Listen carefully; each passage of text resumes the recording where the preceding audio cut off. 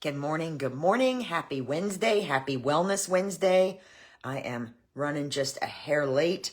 I'm super excited. It's 70 degrees where I am in Florida, and that is wonderful. But when we lose a little, I will never ever complain about less humidity, less temperature, less heat. However, unfortunately, that also means that the pollen starts moving and the things I'm allergic to start moving. So if I sound a little off today, I apologize. It's just that morning, everything kind of settles overnight and then you got to clear it out type thing. In any case, if you're just stumbling on my page, my name is Donna. I'm a mom, a nana, runner, dancer, jazzerciser. I am studying for my Master of Science in Clinical Mental Health Counseling. I work part-time for my local affiliate of the National Alliance on Mental Illness. And just lots of great hats that I wear, a lot of them associated with mental health and wellness. And one of the reasons that I started Wellness Wednesday is because peer support is can be very, very helpful. And as I have gone through my lifelong battle with anxiety and depression, I have learned a lot of great things. A lot of great things to do, a lot of great things not to do. And I have also learned that sharing that information with others and learning from others as they share information with me, it adds so much, such an amazing perspective to wellness and to recognizing that we're not alone, even when sometimes that we feel that we are, that others are experiencing maybe not exactly the same thing, but something similar and have something to offer if we're willing to listen. So I started Wellness Wednesday, and wellness is a big umbrella. Good morning, Miss Barbara. Wellness is a big umbrella. It covers a lot of things, and a lot of times we end up talking about mindset. And other times we talk about the physical things, and we talk about nutrition. We talk about the things that you typically associate with wellness. So if you have followed me on a regular basis, then you know that last week we talked about why movement is good for the brain. There's so much great new research out that talks about the importance of moving your body to help reduce the risk of cognitive decline. And that was a fantastic discussion. I'm going to drop the link in the comments below when I'm done. However, September is Suicide Prevention Awareness Month. So today we are going to chat about how to be or how to find the beacon of light in the darkness, and maybe go just a little bit of beyond awareness on this one. So I was hemming and hawing about whether or not to do this because I addressed this topic last year during super. Let me try that again. Words are hard. During Suicide Prevention Awareness Month. And even though a lot of things about wellness sometimes sound repetitive and it helps us to hear those same things over and over again because they don't always click the first time. A lot of times they don't even click the 100th time we've heard it. Sometimes we have to hear it at just the right time for something to click and the light bulb to go on and to go, oh, I get it now. So there's nothing wrong with repeating information. I just don't want to sound more repetitive than I have to. So I kind of hemmed and hawed about doing this topic. And then once I decided, yes, this is important. It's Suicide Prevention Awareness Month. We need to talk about this. I opened up Facebook. I actually made the decision during meditation to go ahead and talk about this.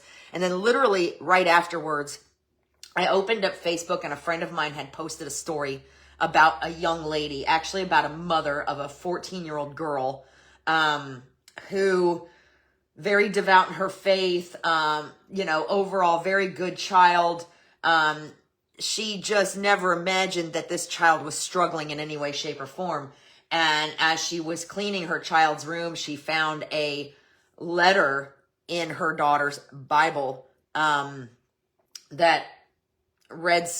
she read some things that surprised her and scared her, and that she never could have imagined, which was basically her daughter telling her goodbye.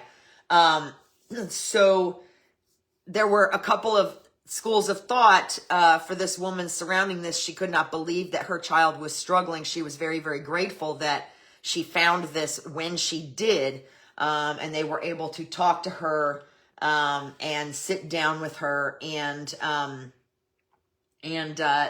kind of begin to lead her through the situation. I'm not going to get into the whole thing. I will share the story in the comments. But it's a very, very good reminder. It was a good reminder for me that I had chosen the right topic. And secondly, it's a very good reminder that a lot of times, especially when there's stressor after stressor after stressor, that you may think by someone's attitude, or because of their faith, or for various other reasons, because of the smile they plaster on their face, that everything is fine. And that we should never, ever, ever make assumptions, especially if we are beginning to see patterns or differences in behavior in someone, or if someone's been through a lot and they seem to be okay, so we're just assuming they are, because a lot of times there just are no signs. And in the case of this young lady, there were not signs. So again, it was confirmation for me that I chose that it was okay to go ahead and talk about this topic this month. Even if some of what I say is repetitive from last year. If you're just following me, you never saw it, so it's okay. And if you did see last year's episode about this, then maybe some of this stuff will refresh your memory, and there's some new information here too. So last year when I did this topic, I think for the first time I actually admitted publicly that when I was 14, I was in a crisis center for suicidal ideation. I hadn't really given it a lot of thought in a really long time. And in the process of talking about this last year, it just kind of came out. And sometimes things like that happen, especially as we get older and we start to deal with all those things, all those repressed things. So that was, again, the first time, good morning, Miss Victoria, that I actually publicly spoke. I actually don't think my boyfriend even knew that it was just something I never really talked about. Now, with that said, I couldn't tell you to this day if I would have actually really ever taken action on the thoughts that I was having. I've always had an innate fear of harming myself, which I like to think would have stopped me from doing it. And it's easy for me to say, oh, I was really just looking for attention because at 14, in the circumstances that I was in, it was more than likely a major, massive cry for attention, or for help. But I don't know that for sure. Unfortunately, the people around me did not just assume that it was a cry for attention, which a lot of us tend to do. It is not uncommon for people to assume, especially in a teenager who's going through all the hormonal puberty stuff, that it's a cry for attention. However, nobody around me made that assumption, and I did end up in a crisis center for approximately 3 weeks.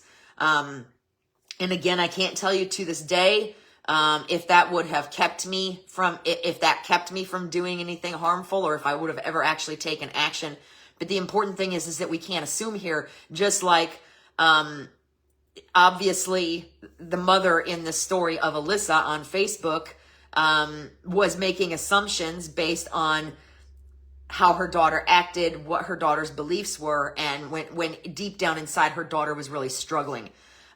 So I'm also in a class right now that talks about a lot of different types of assessments, and this week's assignment has to do with suicide assessment and communicating those results. And previously I have taken a crisis assessment class, so school has helped to expand my knowledge on this, amongst other things, not just school. And one of the things that I've learned this term is that suicidal ideology ebbs and flows. So in one moment, someone may be experiencing that ideology, and in the next moment, probably much like me when I was 14 years old, in the next moment, they don't think they're ever going to go through with it. They're adamant that they're not, and then that can change on a dime, and that's really important to know. So it's, again, I cannot stress the importance of not making assumptions. Sometimes we miss or overlook signs, we misinterpret them, and sometimes there are none. That's just simple facts.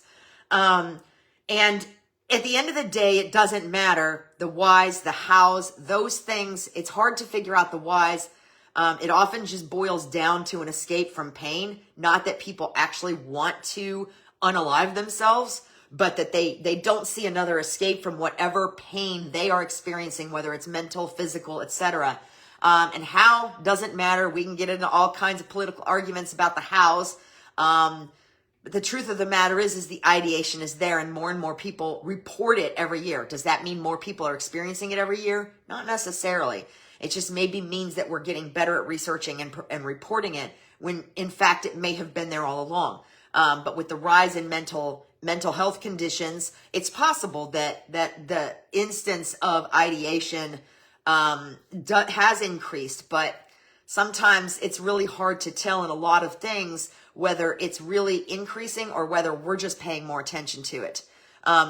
Either way, paying more attention is not a bad thing, right? So a lighthouse doesn't stop storms, right?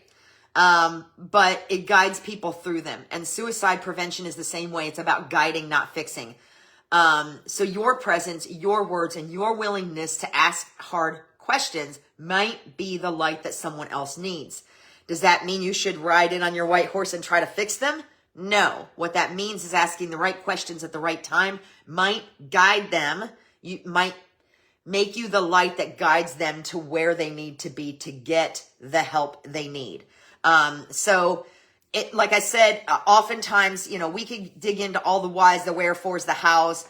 But the truth of the matter is that it's different for everyone. And that a lot of the time, a good lion's share of the time, it is not about wanting to die. It's often about wanting pain or perceived pain to stop. And sometimes in some groups, it's about not wanting to be a burden. Because sometimes this comes with a lot of times one of the most overlooked groups is 85 and older. So that's where you could see that not wanting to be a burden thing comes into play, or people who are diagnosed with terminal illnesses, things like that. And other groups that are often overlooked are middle-aged men. And according to the risk statistics, older or middle-aged men are actually in the highest group. And they have a consistently higher rate of death by suicide than women. Older adults are an often overlooked group, ages 85 and over. And then youth and young adults is also a very large overlooked group, which kind of ties back to the story about Alyssa that I started with. In 2022, it was the second leading cause of death for those ages 10 to 14 and 25 to 34. And then third leading cause of death for that age group in between of 15 to 24. So there's a lot of statistics we can dig into there, but we'll be here all day. The important thing here is to know, also what was, I have some quick facts here. Basically, 12.8 million adults have seriously thought about suicide. 3.7 million have made a plan. And this data is as of 2023, and 1.5 million attempted. So, and then in 2023, over 49,000 people died by suicide, and that averages to one death every 11 minutes. So that's some pretty scary statistics. And again, we could dig in all day, but we're not going to do that. What we're going to talk about is the myths and the tools and resources that we have to help be part of the solution. Okay. So one of the biggest myths, and this was something I believed until I took a QPR class, which is Question, Persuade, Refer. It's a suicide prevention class. One of the things that I believed, and I think that one of the things a lot of us believe, is that talking about it or asking about it puts the idea in someone's head. So if you have someone that you feel like you're seeing the signs from, and you're afraid to talk to them about it because you're afraid that that's what's going to push them over the edge, that's the wrong approach. Asking the right questions can actually save a life. And that was something I believed, and I think that's something we all believe until we're told that that's not true. But research actually shows that having the conversations and asking about it reduces the instances of it happening versus putting ideas in their head, pushing them over the edge, right? Another myth is that only professionals should talk about it. But the fact is that prevention is everyone's responsibility. And that's why things like Suicide Prevention Awareness Month are here, is to educate us on what we can do to help be part of the solution, and what tools and resources out there. And another huge myth surrounding mental health in general, suicide, is that if they look fine, they must be fine. And that we hopefully are starting to learn that that is completely wrong. So again, that's back to the assumptions. People hide things well. Most people, when I was struggling, good morning, Ariana, Most people, when I was struggling severe social anxiety, never had any clue that it was going on because I was really, really good at putting on a show. I'm not as good at it anymore. Now I'm a little bit more readable. I kind of wear my heart on my sleeve. So if things are bothering me, you can tell. But the fact of the matter is that people hide things well. And so we should never make assumptions or assume that just because they look fine, they are, especially if we're seeing other indicators that there's a problem. I'm a firm believer that words are important, but actions are more important, and that patterns really tell a story. So if you see someone that is stepping outside of their normal pattern of behavior, that is a flag, period. Whether it's a flag that something's temporarily wrong, or whether it's a flag that they're having some more serious problem. When patterns of behavior change, especially for the worst, those are flags, and those are things to pay attention to, even if they look just fine. Okay. Signs that we need to be on the lookout for, because, even though sometimes there are none, there are also some common signs that we can be aware of. So I'm going to start with the strong predictors that someone is thinking about, is having suicidal ideation or possibly making a plan or has made a decision already. So the strong predictors are hopelessness. Hopelessness is if they cannot find hope in any aspect of their life, of their existence, then that's a huge, huge flag. Talking about unbearable feelings, or unbearable pain, nothing to look forward to, being a burden, having no future, focus on death, planning, giving away of possessions and saying goodbyes. Those are huge. We have a problem right now. Flags. Okay. There are some common warning signs that some common and some more subtle signs that often overlap with a lot of other mental health conditions. So again, sometimes these things get overlooked as possible warning signs of suicide risk or suicidal ideation because we're assuming they're part of another problem. And oftentimes they can be. There's overlap here. There might be someone who's having a major depressive episode that's having suicidal ideation that would never otherwise think about it. So these are common warning signs. They do overlap, and that means that we need to determine if there's an immediate problem, if there's an immediate harm, and then that needs to lead to dealing with the underlying problem, if that makes sense. So common warning signs are changes in behavior and mood. A lot of these warning signs are within behavior and mood. Withdrawal, extreme mood swings, increased substance use, and reckless actions. Those are some more common warning signs that tend to overlap with other conditions. And then some more subtle signs that are almost always mistaken for other things are small mood changes like a move to depression, a loss of interest, increased irritability or rage, increased feelings of humiliation or anxiety. These, again, are subtle warning signs that, along with the common ones, are frequently mistaken. They're frequently confused with other things when they can actually be warning signs. So there's some really important tools out there, and that's really the biggest thing to talk about today. And one of them is 988. 988 has been active for a little over a year now as the nationwide suicide and crisis lifeline.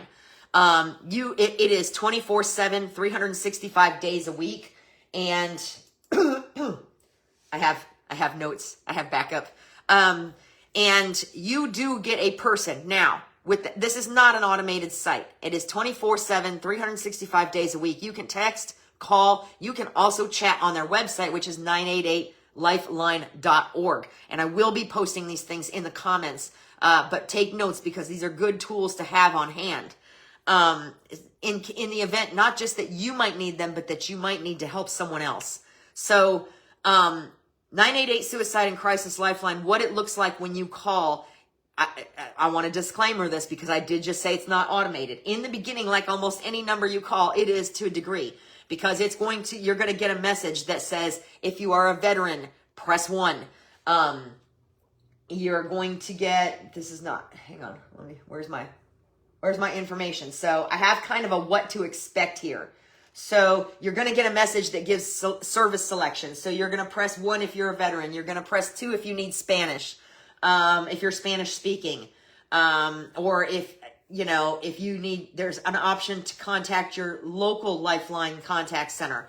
Okay. So there's no privacy violation here. If you are in real trouble, they have the ability to pinpoint your location to a degree within a fair amount of range to get you connected with a local crisis center.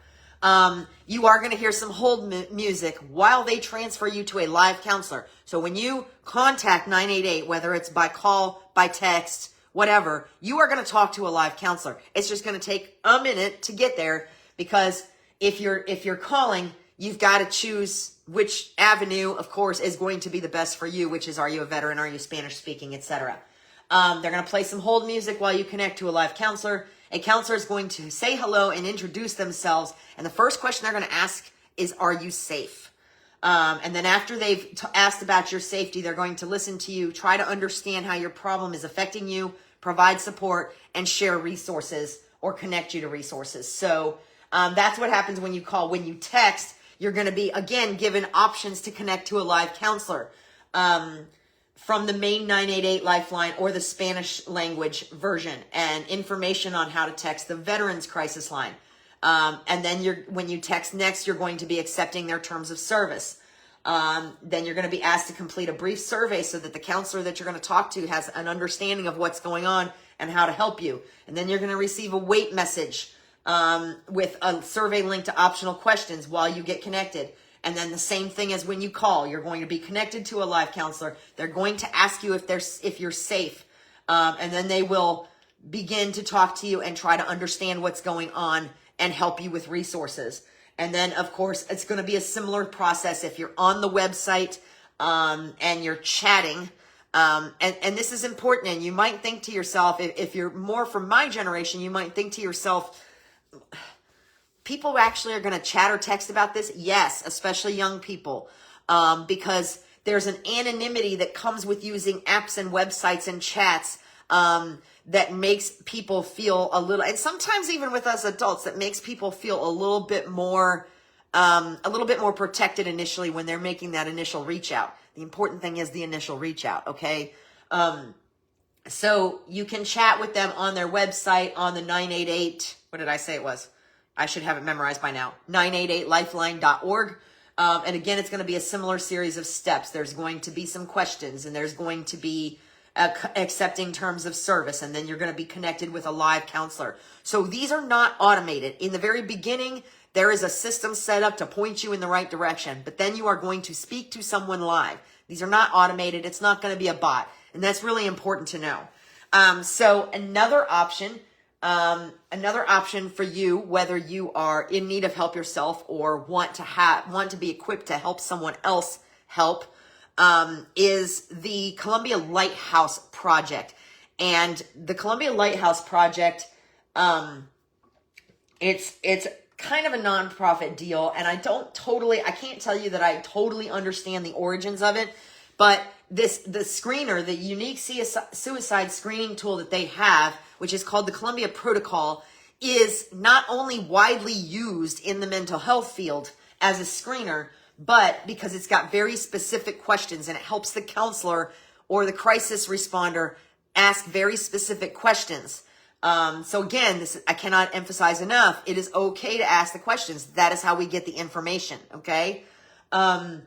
So not only does it have a very specific, easy to use screener, but they've incorporated into an app.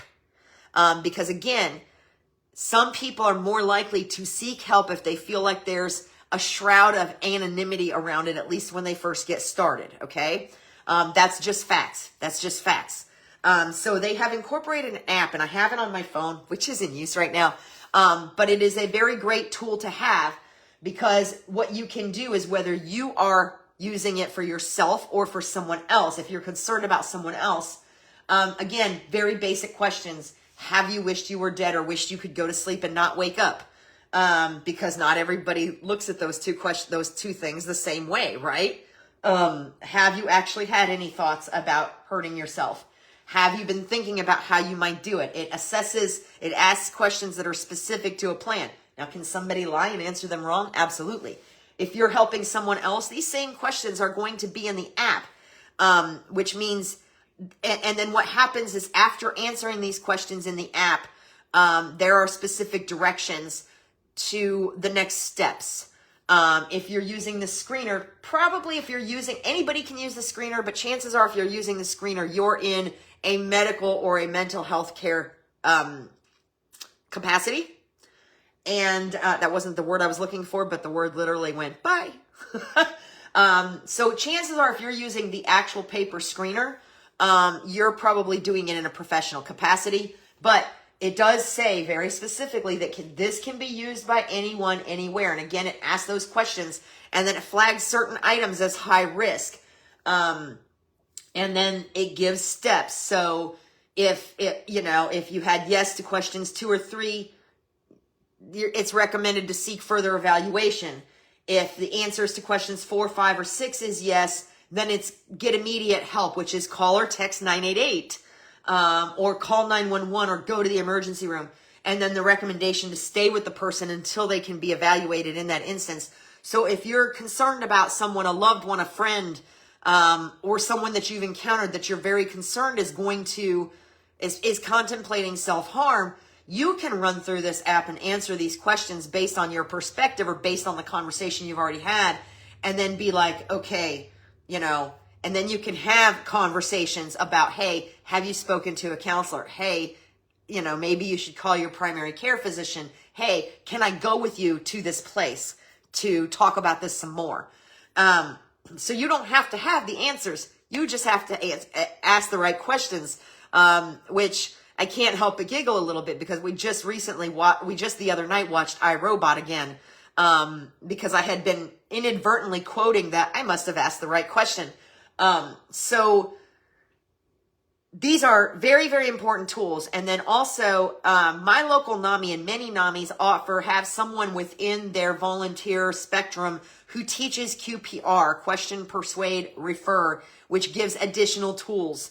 And you can pay to take that course online, but if you dig around, you contact your local NAMI wherever you are, chances are you're going to find a free class that NAMI is offering for QPR.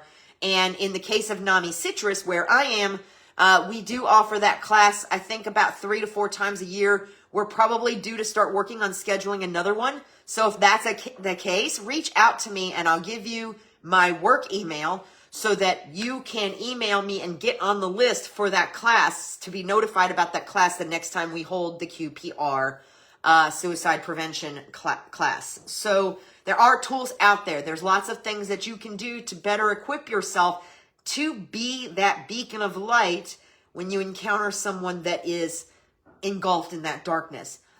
Whether that person is you or whether that person, like I said, is a loved one, a friend, a coworker, or someone that you've stumbled upon who seems to be in danger of harming themselves. So now we got to talk about the power of conversation. And this is really important. And again, we can get into all the whys, whats, hows. Those are conversations for another day and probably not here because I'm not going to get into the methodology, the political stuff. I just don't do that here. The ideation is there. And that's, the how is one other important part of the question, but not in terms of breaking it down with why it's available. Does that make sense? That's as far as I'm going to go with that. Anyway, conversations matter. And that's NAMI.org's theme for Suicide Prevention Month is start the conversation. Conversations matter. Reaching out to someone can break feelings of isolation. And it can offer hope. Simply asking if someone is okay can open the door for deeper conversation. Okay? It may be as simple as they may say, yes, I'm fine. And then later start thinking, you know what? No, I'm really not okay. Maybe I need to talk to somebody, whether it's you or not. But sometimes that simple question can kind of break something loose. Things that you should say. I've noticed you're not yourself lately. Or things that you can say, rather. I've noticed you're not yourself lately. Do you want to talk? Are you having thoughts about harming yourself? If somebody's talking like There's just no reason to live. I have no hope. There's nothing to look forward to. That's the question to ask. Are you having thoughts about harming yourself? How can I help you right now? That's a great question. How can I help you right now? Things not to say. Snap out of it. That's a huge no-no. You don't mean that. You don't know what they mean. Chances are they're not sure what they mean.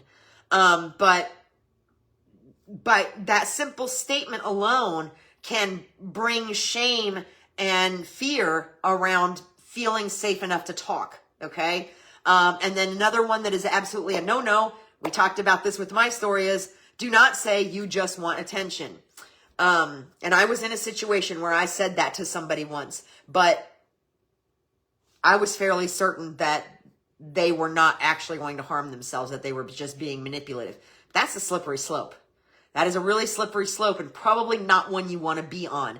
In retrospect, when I look back at that situation, while I still feel in my heart of hearts that I don't think they would have actually inflicted self-harm, I can't be sure. And I just feel very fortunate and very grateful that they did not, because I did not handle that right. Pure and simple. That was a very long time ago, and I've learned a whole lot since then, but I've also learned enough to know that I did not handle that right. So do not question whether they're whether it's a cry for attention. Do not tell them that they don't mean what they're saying, and do not tell them to snap out of it. Those are absolute no-nos. What you want to do is you want to bring them into a deeper conversation. What can I help you with right now? I've noticed you're not yourself lately. Do you want to talk?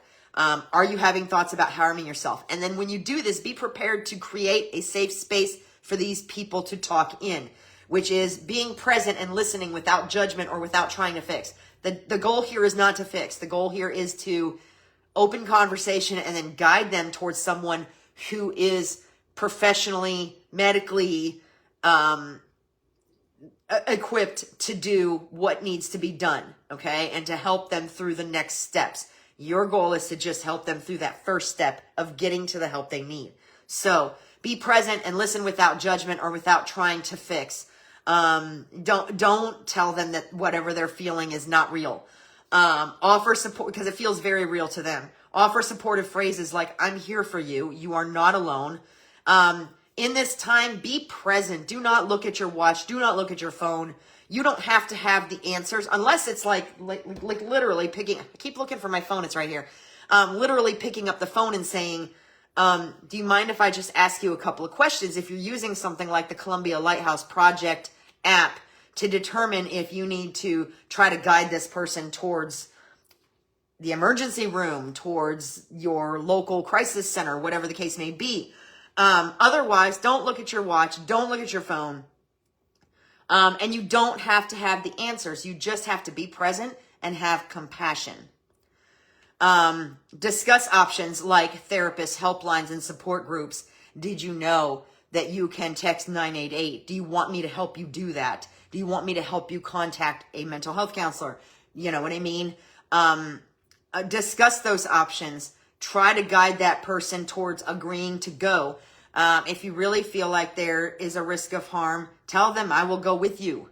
Or is there someone I can call for you that can go with you? Offer solutions. Don't offer more questions or judgment. And then emphasize always that seeking help is a sign of strength, not a sign of weakness. It is, to me, huge strength to be able to admit that you are having these feelings and then say, okay, yes, I will go get help. So that, there's a lot of more places I can go. I can give you testimonials. I can give you a lot of things. What I will encourage you to do is I am going to drop links to certain things in the comments, but I encourage you to watch. NAMI.org has a Facebook page, and also SAMHSA. SAMHSA, I never pronounced that right, but it's the substance abuse mental health. It's SAMSHA. I'll drop a link there too. Follow their social media pages, because they're going to be talking about various tools, statistics, and so on for Suicide Prevention Month, for the entire month of September. And even though this is the awareness month, and we've talked about this before, awareness is really important, but having that knowledge and having those tools is important all year long, okay? The awareness month is to really get it on your radar. The hope is that you're going to carry this information and these tools with you throughout the year. So follow the pages. Follow NAMI Citrus if you're local. Follow NAMI.org. Follow the SAMHSA Facebook pages. They're all going to be having the same conversations about having conversations. And there's going to be lots of information about the tools and options there's going to be lots of reminders about 988. Share the information. Someone in your circle on your Facebook page may need that information and not actually know it's there. So sharing is important. That's part of what awareness is about. Last year when I talked about this subject, within a day, I had 2 or 3 phone calls from people in my circle who were looking for help either for themselves or for a loved one. And I was surprised. I was really surprised. But I was also grateful, because that means that my one video where I talk to you live once a week made a difference for someone. And it pushed someone toward seeking help, whether it was for themselves or for a loved one. Doesn't matter. All right. So share the information, because you never know who needs it that is not aware of it. It's really important. So follow your NAMI national Facebook page. Follow, if you're here local to Citrus, follow the NAMI Citrus social media page. You can go on NAMI.org and find, if you're not here local to me, you can go on NAMI.org and you can find, sorry, it's a tough subject, y'all. You can go on NAMI.org and find the closest affiliate to you. Follow their social media page. Reach out. Find out if they're offering a QPR class or if they can refer you to someplace that is.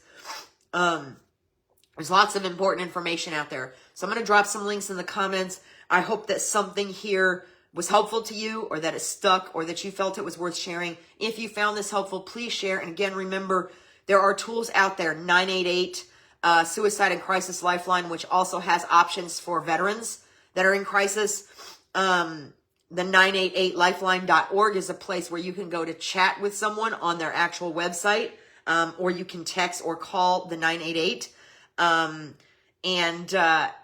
Consider if you want to be able to help someone else, you want to be properly equipped, consider taking a QPR class.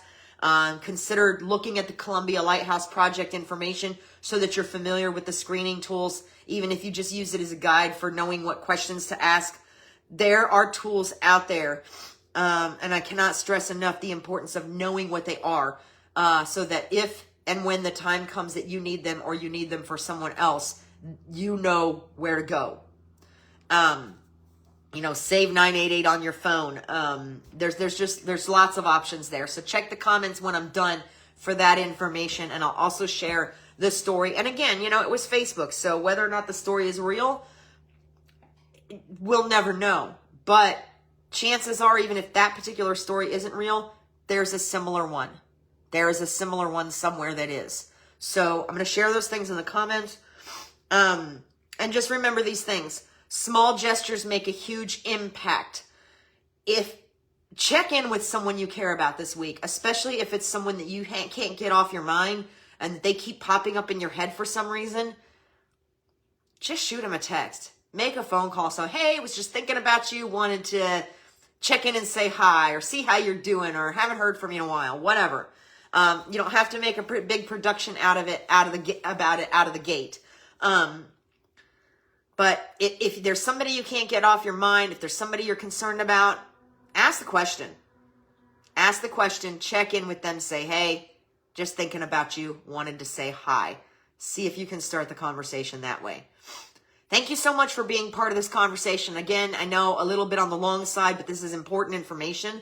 Thank you for being part of this conversation. Download the Columbia app, save 988 to your phone, take a QPR class, mental health first aid, all of those things.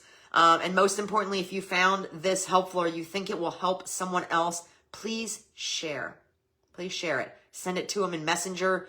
If you think it's something somebody needs to see, but you don't want to call them out on Facebook, send it to their Messenger, so that they can and say, hey, I thought you might find this interesting. You know what I mean? But share, follow for future updates. Not 100% sure what I'm talking about next week yet, but for right now, let's just focus on this really important topic. and see how we can help get suicide prevention awareness information out there, the information that's actually helpful, like the tools to use so that someone can seek help or we can help someone else seek help. All right.